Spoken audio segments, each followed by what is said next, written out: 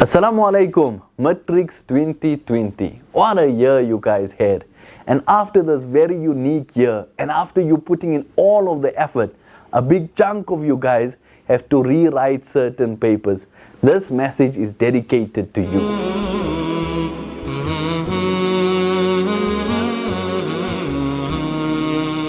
The first thing that I want to say to you is that you are one out of thousands of people who are meant to rewrite this paper.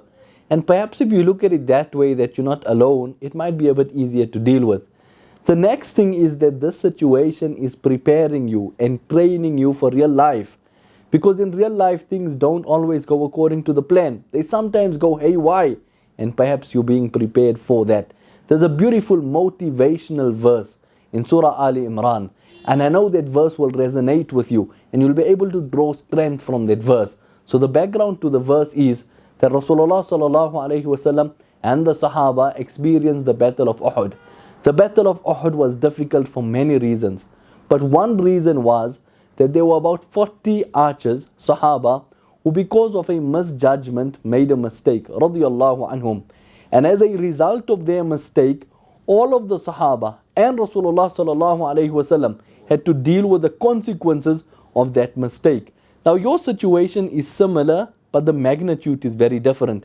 You have a small group of people, here it was not a misjudgment, a small group of people who sabotaged the exams, and now everybody has to deal with the consequences of that.